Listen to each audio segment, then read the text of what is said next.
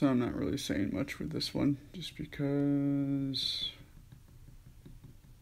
I don't know.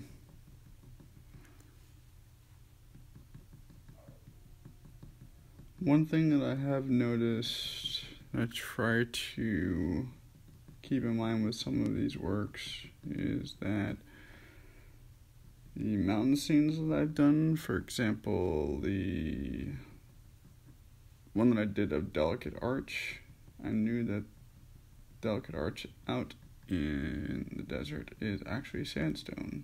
So it made sense to do stippling with that, just because sandstone is porous.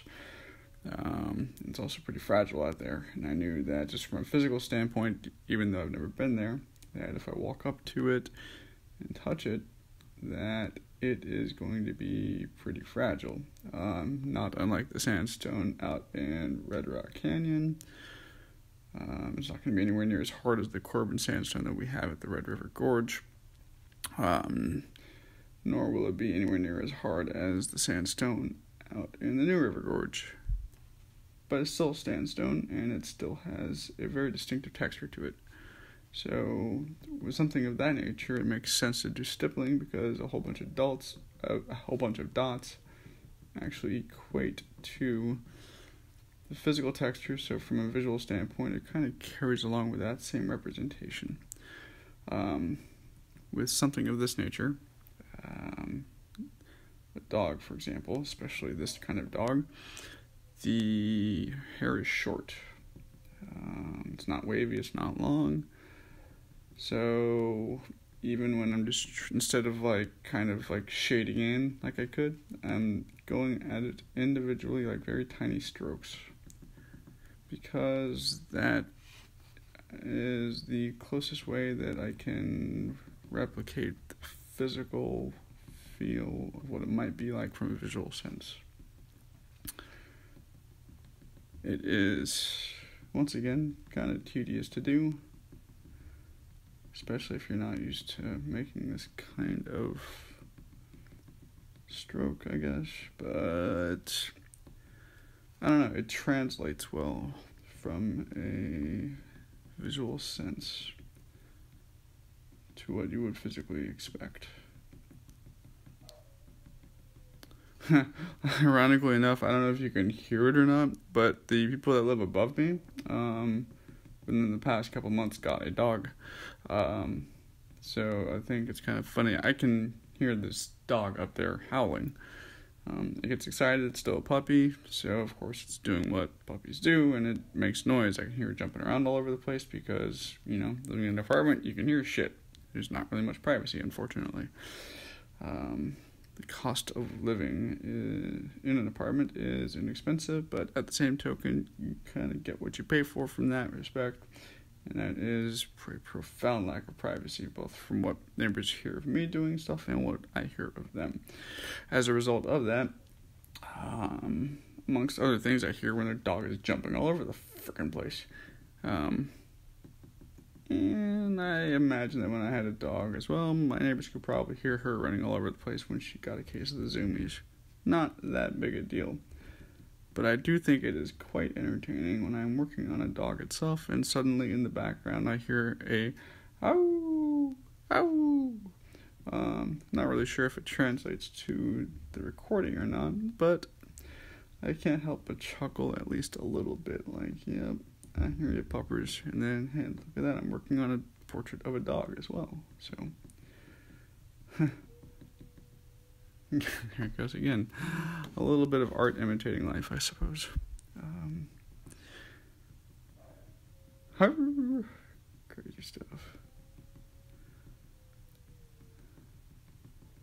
And that is also the reason why I will not have a dog again while I'm living in an apartment, because dogs need, in my opinion, dog having its own area to run around in and shit is a lot better than having one cooped up in an apartment where it has to be on a leash every time it goes outside.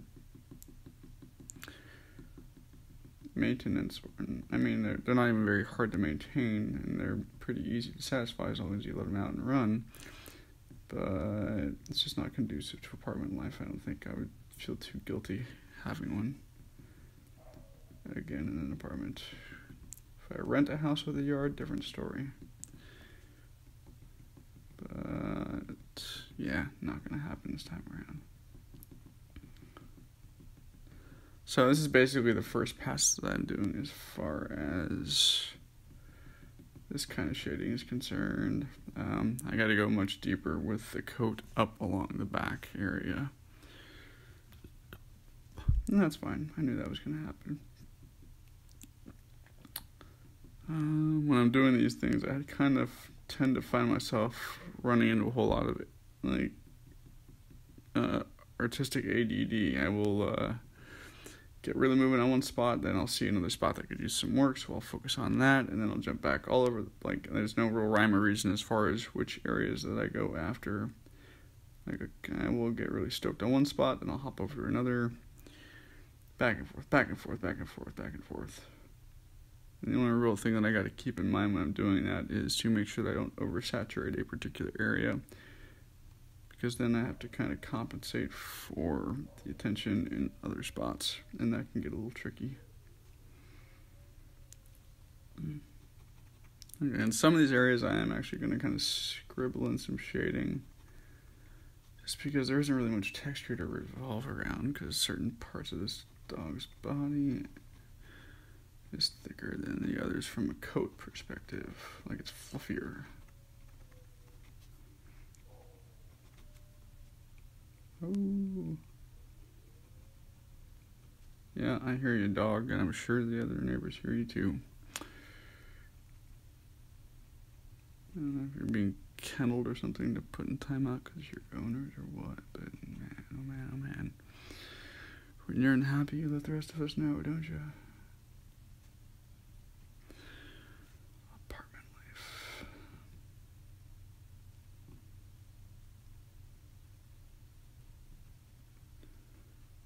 So as far as the actual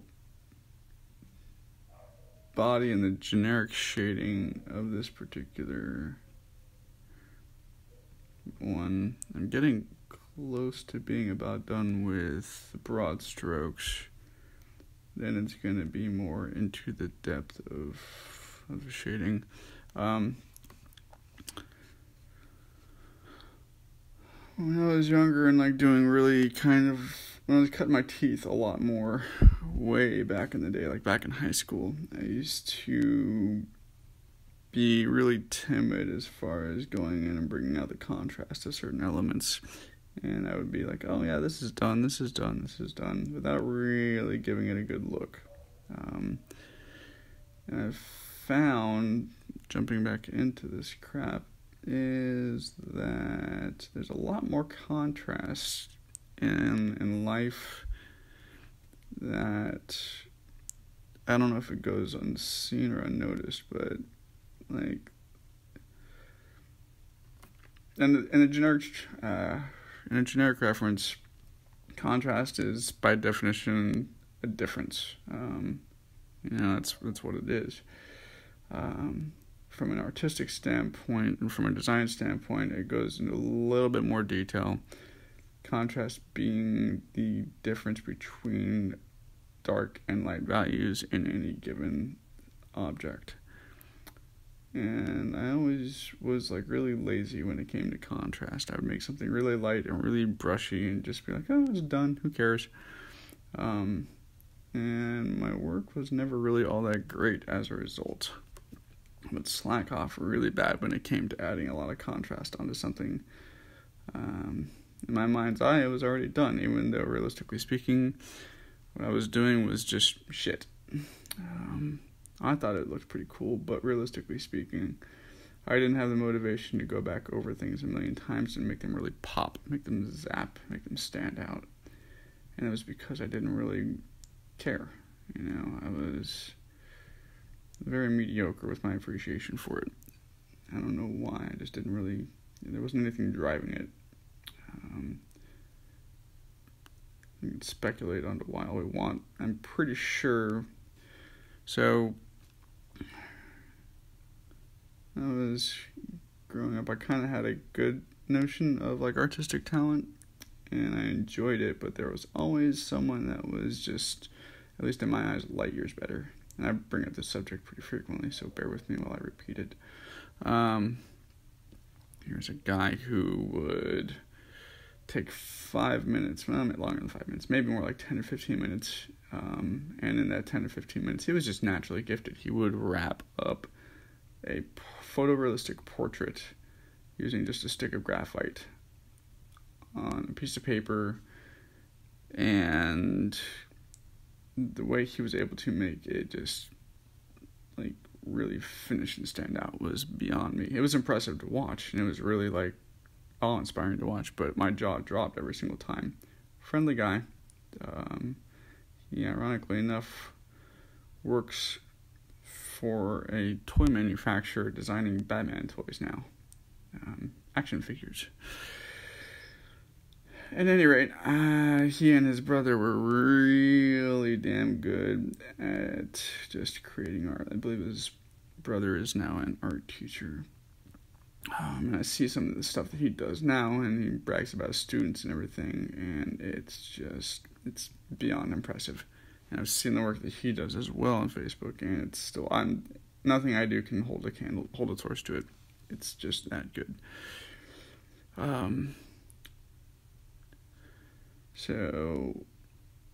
But I've seen what, like, really, really, really, like, I used to, like, think that I was, like, pretty decent, and then all of a sudden I came around, I'm like, wow, these guys are good. I can't really hold a candle to that, so why am I even bothered trying? And it kind of dissuaded me from a lot of fine art. Like, I've been bested, like, immediately, so, what's the point? Like, stop while I'm ahead and just kind of throw in the towel, because, there's no room for someone with a mediocre set of talent when you're dealing with individuals that have that much natural gifted ability. And so that's what I did. I just kind of slacked off. I didn't really care, because I'm like, it just doesn't matter anymore. Still was interested in it, but I didn't have the energy or the motivation to compete, because I was defeated before I even got out the gate. And yeah, like it or not, there is competition. There's competition in everything we do. That's kind of what makes us better. We compete with ourselves. So, as a result of that, I kind of like, well, yeah, it took me a long time to actually get comfortable again with it. And as usual, I'm rambling with all this crap, because I'm trying to fill dead space.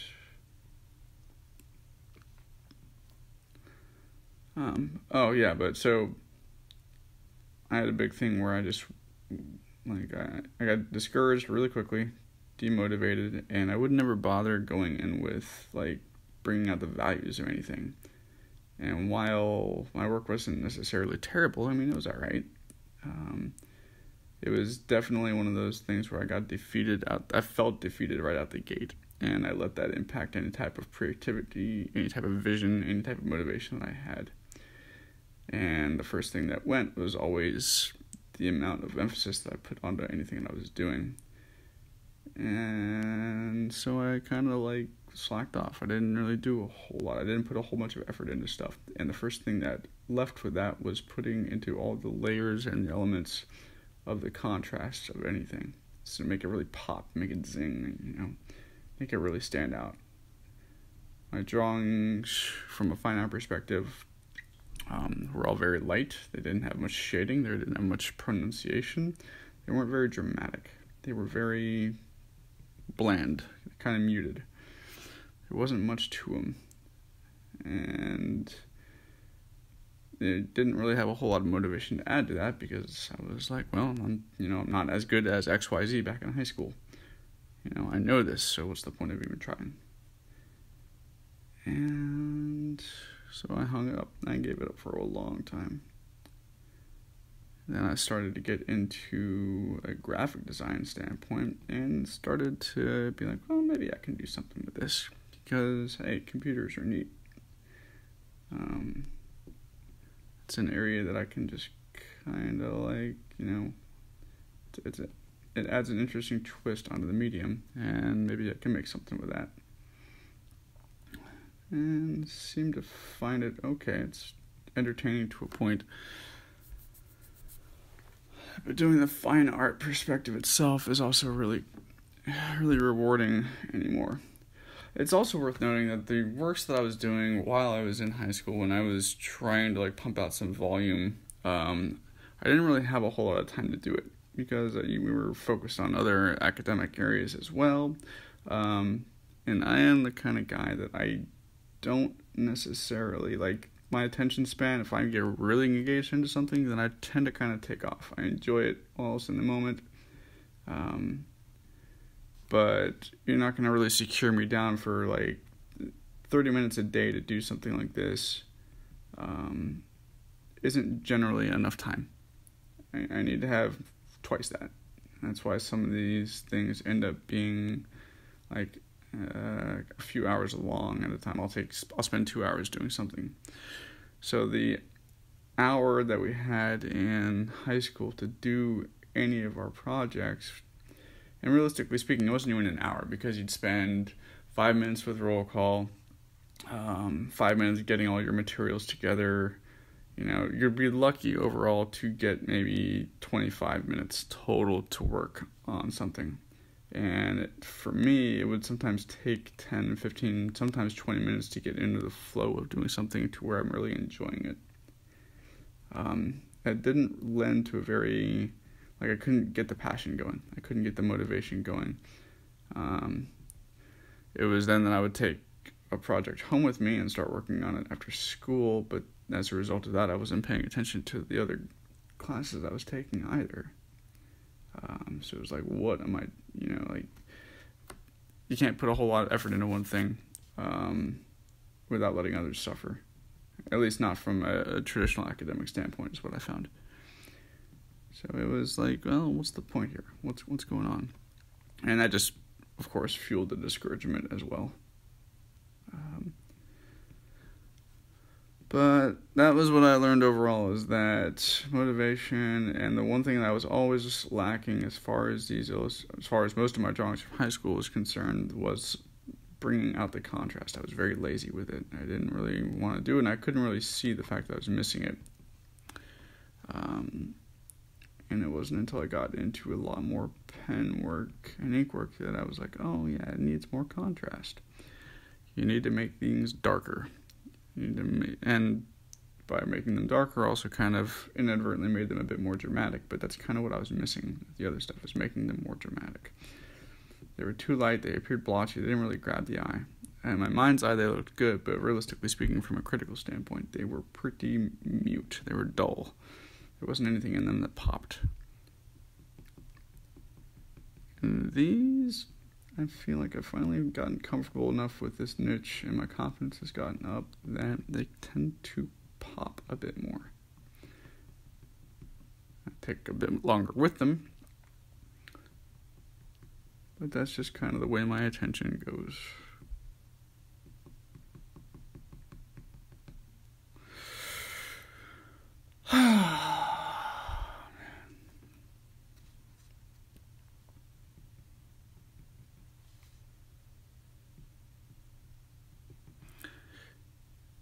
And my God, I hate doing this without any type of music going on. It sucks.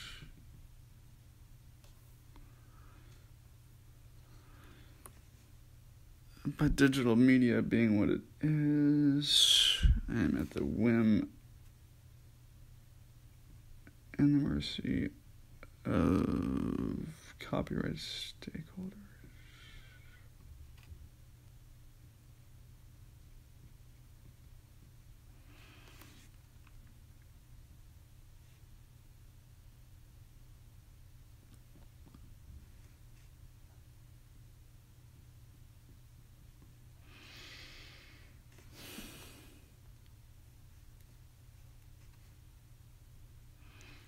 In some of these areas I do have to just go out and do some generic shading because the fur itself is just too damn short for me to even try to replicate accurately. So I have to use the wood burner actually as a bit of a graphite pen or maybe a blending stump. And not that that's bad. It's just one of those things that kind of goes with it.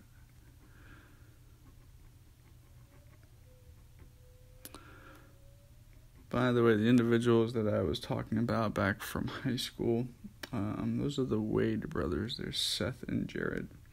And if you get the opportunity to look them up, because they have amazing talent that I can't really hold a candle to. Quality artists that deserve everything that they've had.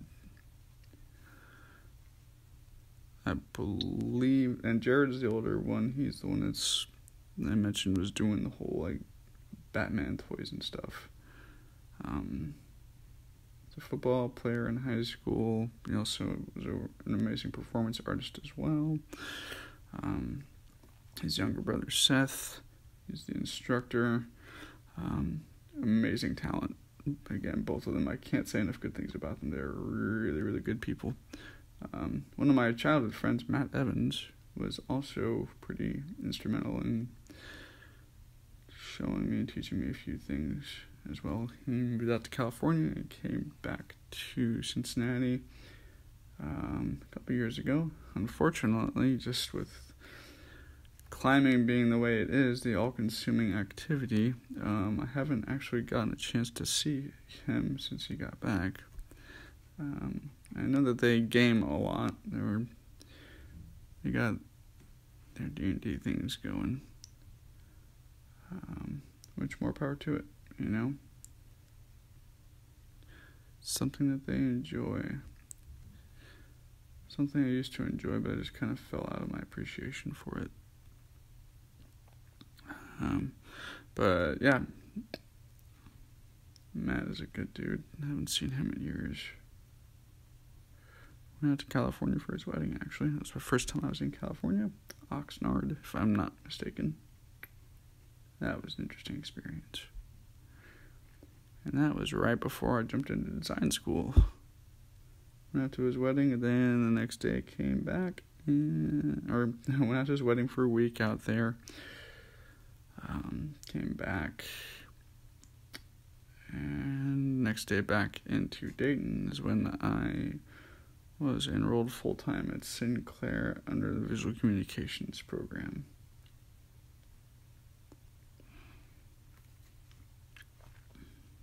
Which was fun while it lasted, but unfortunately I learned that commercial design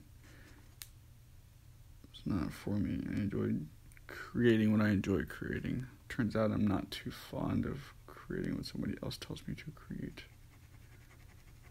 Worked for a marketing firm after that. And there's nothing quite as entertaining as working for a marketing firm that one of their major clients is an industrial pump manufacturer. And there's nothing quite as riveting as designing stuff for industrial pumps. As I have no fucking idea what an industrial pump does other than pump industrial stuff. No stake in the game. No interest in it. And my shitty work reflected that, and that was a short-lived career as a result. I'm not bitter.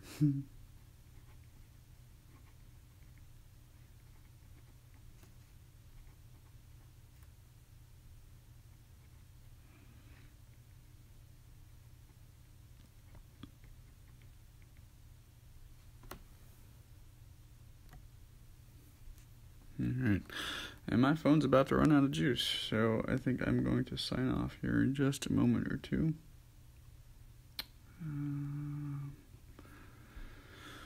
Okay, so more progress being made. Thanks for watching. I will catch you guys later.